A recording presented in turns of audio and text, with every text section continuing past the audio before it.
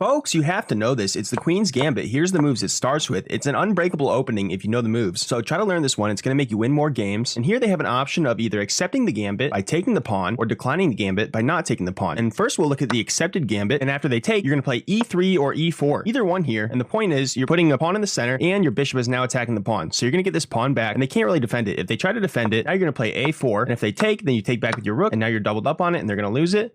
Or they could make a mistake here and try to play c6 defending it, but that's a big blunder because now after takes, you have queen to f3 and the rook is gone. There's no way to save the rook. So that's a possible mistake. And that's also why it's not a good idea to hang on to the pawn. And there's nothing wrong with accepting the gambit. Instead, they should just continue development like knight to f6. And then after you take back with the bishop, you just play chess. And it's an even game, but you have two pawns in the center, slightly more development, and you're just slightly better off. And that's the point of this opening. If you play perfectly, you're always going to be slightly better off. So now let's look at if they don't accept the gambit. What if they play e6? That's the queen's gambit decline. This is more common. And now you'll just play knight to c3, developing your knight and adding pressure to the middle. And now both sides just continue developing all their pieces. Usually they'll play knight to f6. And here you want to get your bishop out before you play e3. So you'll play bishop to g5. You can also play bishop to f4, but this pins the knight to the queen. And they have a few different options here, but let's just say knight to c6. And it doesn't matter too much. You're basically going to play the same moves, which is just knight to f3. And both your knights are going to be out on c3 and f3. Your bishop's going to be outside your pawn chain. And now after something like bishop to e7, getting ready to castle and breaking the pin on the queen, now you can play e3 and your bishop's already outside the pawn chain. So you don't have to worry about blocking it. And now your bishop can come out. They castle, and you could play bishop to d3 now and get ready to castle, but they could still capture on c4. And when they capture on c4, you're going to take back with your bishop. So you can just delay that move, and you could play queen to c2, putting your queen on the open file if this pawn gets captured. And a lot of times you will see h6, attacking your bishop here. And you can go back, you can trade the bishop for the knight, or you can go to f4. I like to go back, and now they're going to try to decide what they want to do with this bishop. And a lot of times they will just play b6 so they can charter their bishop, and that's fine. Here I like to play a3, and that's to prevent the knight from coming to b4, which is not really a problem right now, but if I want to play bishop to d3, then if they play knight to b4, it'll force a trade knight for bishop. And I want to keep that bishop. Don't want to trade it for that knight. So I'll play a3 to stop the knight from coming forward and bishop to b7 like they planned. And of course, they could be doing anything differently here, but usually your moves will be the same. And if they do something really wacky, then it's probably a mistake and you have to figure it out.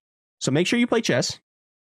And I'll play chess with c captures d5, and that's to open up the file here for my queen and also get ready to bring my bishop out. They could take with the knight or the pawn. Let's say they take with the knight, then you just start trading pieces. Or they could take with the pawn, and now you just finish development. Bishop to d3, maybe queen to d7 because they want to double their rooks up. We could castle. They could bring their rook over to the middle, and finally rook to c1, putting your queen and the rook on the open file now. And that's pretty much the end of the opening. Now the engine's saying +2 for white, so maybe a grandmaster wouldn't play those moves for black, but that's pretty typical moves that I would see in my game, and it's pretty typical for the queen's gambit. If you make pretty solid opening moves like this, you're just going to have some sort of advantage and you have to find it. But the main idea here is we're just controlling a little bit more space here. The knights can come forward. We're controlling a lot of center squares. The bishop's on a long diagonal, kind of lined up with the king. The queen and the rook are together on the open file. This bishop's outside the pawn chain and is controlling a lot of squares here. This rook can go anywhere. It could stay here or it can come over to the middle. King is safe and they just have slightly less space. They're pushed back a little bit farther. This bishop is blocked off by the pawn here. And we're probably going to be targeting something like the c7 pawn, perhaps moving the two queen side pawns down the board and breaking up their 4-pawn chain here and breaking through on the queen side. I'm not exactly sure because I'm not a grandmaster, but I just kind of go for it and it works out most of the time. So you should definitely try the queen's gambit. I win most of my games with it and I think you will too